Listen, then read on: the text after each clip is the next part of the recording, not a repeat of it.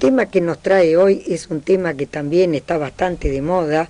Lamentablemente, una gran parte de la juventud piensa que está en comunicación con el demonio, que les pide ayuda, que los ayuda a divertirse, que los acompaña.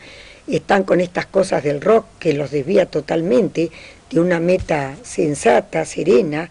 Entonces, muchos dicen que no existe, que es producto de la imaginación del hombre o supersticiones religiosas. ¿Qué nos puede decir usted en concreto del demonio? ¿Cuál es la doctrina católica o religiosa correcta? Muy bien. Sí, con mucho gusto. Por cierto, la doctrina católica no es simplemente una serie de ideas que están ahí enunciadas en el vacío, sino también al mismo tiempo es toda una experiencia de vida. Y en el tema del demonio es particularmente claro que la doctrina cristiana es una serie de verdades que Dios nos ha revelado, que están en la Biblia, y al mismo tiempo una experiencia intensa, vivida y de vez en cuando muy dura de la existencia de Satanás y su obra en las personas concretas.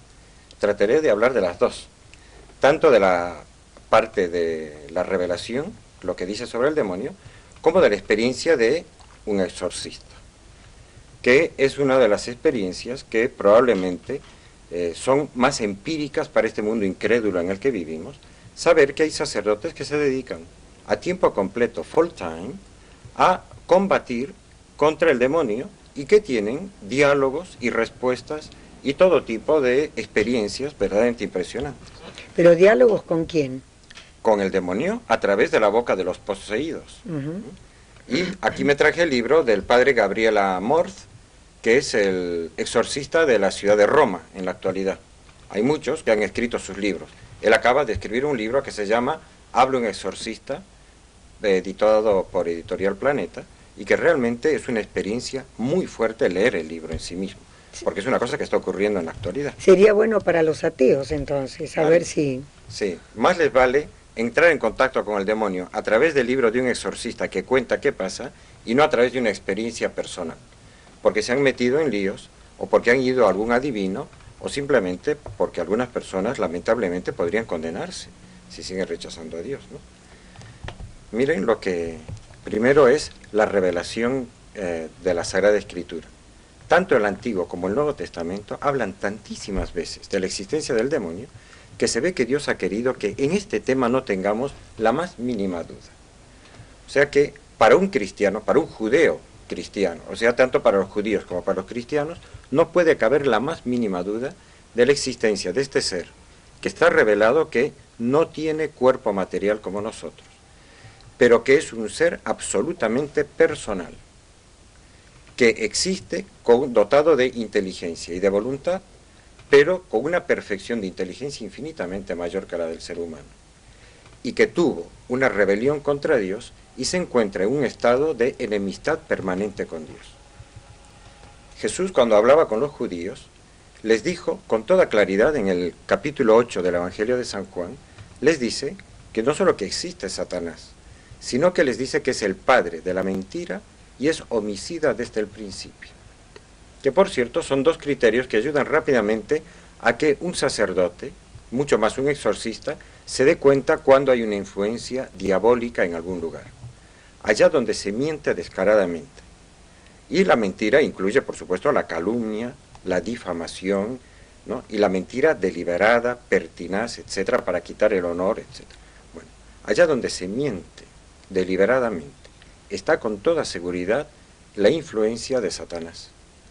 Y si además hay derramamiento de sangre, con mucha mayor seguridad se sabe que está, porque es el homicida desde el principio, dijo Jesucristo.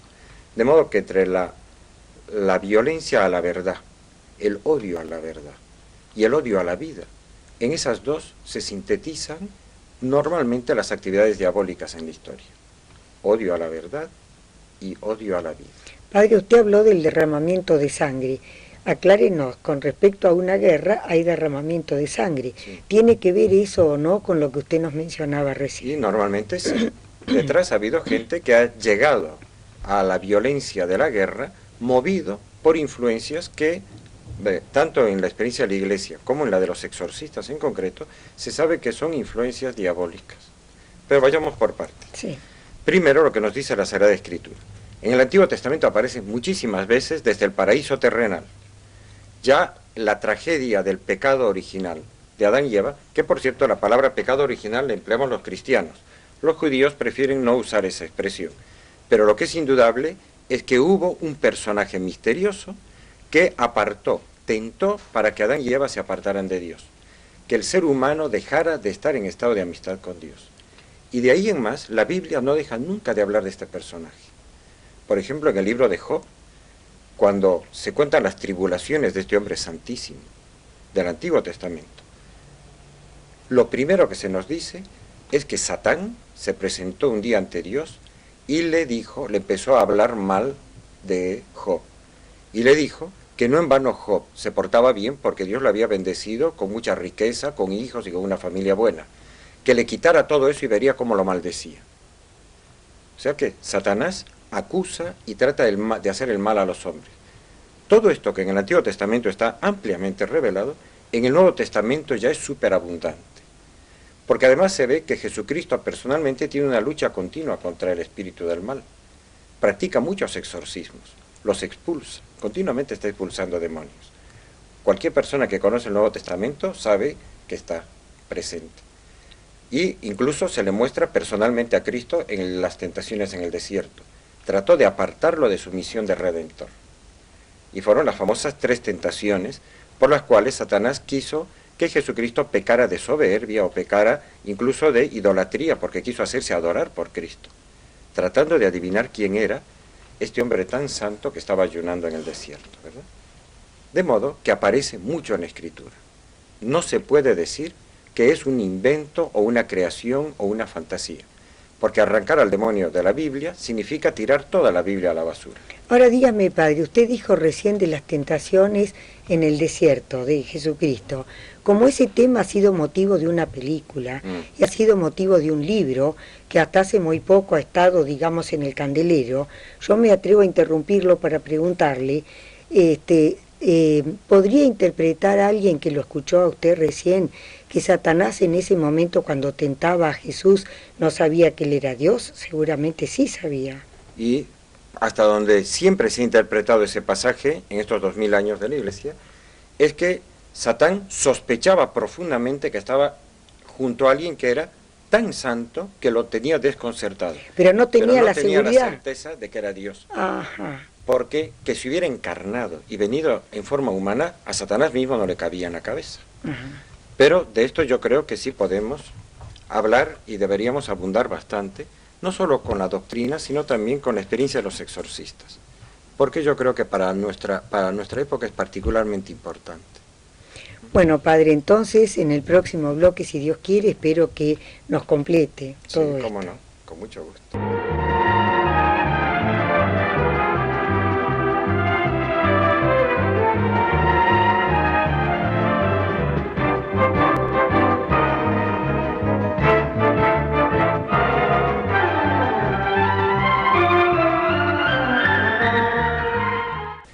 Miren, en la Iglesia hemos recibido de Cristo el poder de expulsar demonios, porque Jesucristo a los primeros apóstoles les dio este poder. Y desde entonces se practica en la Iglesia el exorcismo, que es un argumento de credibilidad para las personas más indiferentes y ateas. Yo les desearía que no se encuentren nunca con este caso. Yo he tenido ya algunas experiencias y verdaderamente no las deseo. Pero hay ciertos sacerdotes que por una vocación particular y porque sus obispos se lo encargan, son exorcistas de algunas de las principales diócesis del mundo. Ojalá que los obispos nombraran exorcistas en todas las diócesis del mundo.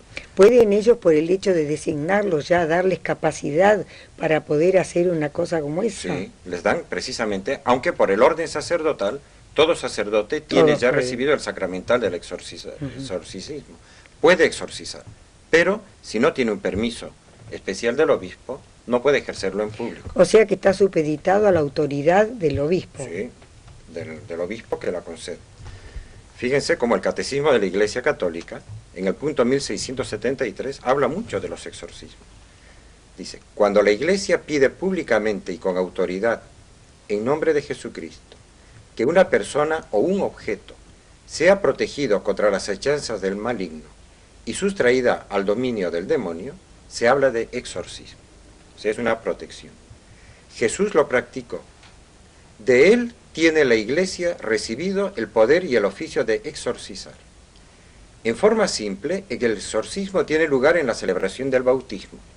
De modo que todos hemos recibido ese exorcismo, que es una oración y una petición especial a Dios para que nos proteja de Satanás.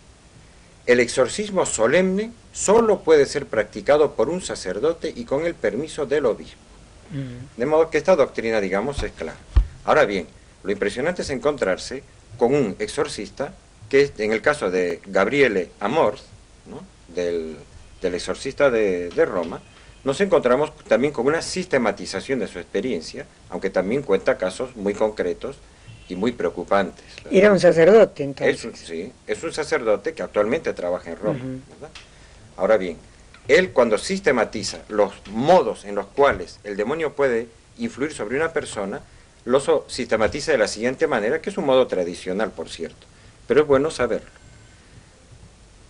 Además de las tentaciones, que son el modo común con el que el demonio trata de molestar al ser humano y apartarlo de Dios. Las tentaciones siempre son esa especie de ideas o de impulsos o de curiosidades que uno de pronto las siente con mucha fuerza y a veces sospecha que no son propias de uno, y no lo son. Por eso en el Padre Nuestro Cristo nos enseñó a decir, ¿no?, líbranos de la tentación y no nos dejes caer en la tentación y líbranos del mal.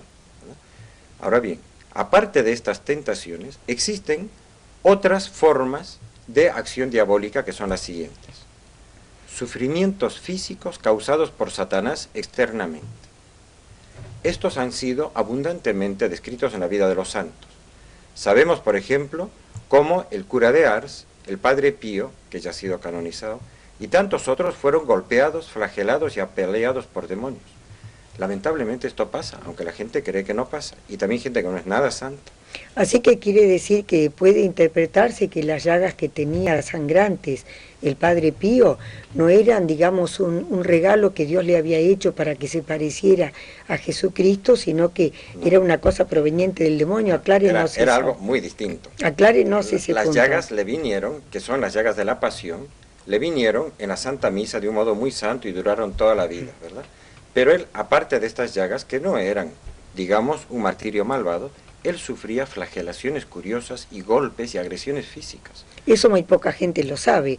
Además, yo a veces pregunto cosas a propósito porque sirven para aclarar un poco los conceptos, ¿no? Ahora, en pleno siglo XX, le pasaban estas cosas. El segundo caso es el de la posesión diabólica. Es el tormento más grave, dice el padre Amorth, que ha tenido que tratar a bastantes posesos, y tiene efecto cuando el demonio se apodera de un cuerpo, no de un alma, y lo hace actuar o hablar como él quiere. Esto incluso se ha dado en el caso de algunas personas que están canonizadas y que sufrieron una especie de posesión diabólica. Incluso una religiosa palestina de Belén, que ha sido ya beatificada y que tuvo conductas que hubieran podido pensarse que no eran muy santas, pero a través de un exorcismo se curaron. El demonio a veces trata de hacerse con el dominio del cuerpo de las personas. Y los exorcistas tienen que luchar a veces meses y algunas veces años hasta lograrlos curar, ¿verdad? Y la posesión diabólica es la más peligrosa de todas. Y aquí es donde se dan esos diálogos con los cuales el demonio responde, ¿no? Hay exorcismos, por ejemplo, el padre Amorth cuenta que otro sacerdote totalmente incrédulo, que decía que no existe el demonio, que eso son cosas primitivas, asistió a uno de sus exorcismos hace pocos años en Roma, y se presentó con los brazos cruzados, mirando displicentemente el espectáculo, mientras que el padre Amorth rezaba las oraciones del ritual de exorcismos que existe. Y de pronto, el poseso se dio la vuelta y con una voz que no era la suya, se dirigió a este sacerdote que era incrédulo y le dijo, ¿no?: tú no crees en nosotros, pero sí crees en las mujeres. ¿Y de qué manera? Eso fue todo lo que le dijo. Y luego dice Padre Amorth que este hombre salió corriendo y no paró de correr y desapareció de la iglesia. Nosotros conocemos con mi marido un sacerdote que ha sido para nosotros siempre juzgado por sus obras como un santo varón de Dios. Y me dijo, conversando unos meses antes de morirse, que él había llegado a la conclusión de que sí, que el demonio había existido, pero que el infierno era para los ángeles que se rebelaron contra Dios, o sea, para el demonio, pero no como un castigo para el ser humano, y que actualmente, como quien dice, estaba de moda, que no podía, no estaba más de moda, no estaba de moda con la forma de hablar de la gente, pero no que él pudiera concretamente perjudicar al hombre. Bueno, pues, quien no cree en la Biblia y no cree en su propia experiencia de la tentación, yo le aconsejaría que hable con un exorcista, ¿no? Porque un exorcista le va a contar de todas estas actividades diabólicas que están muy bien documentadas, con muchísimos testigos, porque no se hacen a solas, van testigos, hay gente que ayuda, a veces durante meses. Algunas de ellas incluso están grabadas, existen fotografías, existen películas, pero es innegable que la presencia de Satanás está muy extendida actualmente en el mundo y hacen falta muchos santos y buenos exorcistas. Bueno, padre, lamentablemente el tiempo es un tirano que no perdona. No perdona, nunca se puede hablar. Nunca se puede terminar todo. Bueno, así que será en un próximo encuentro si Dios quiere. Muy bien.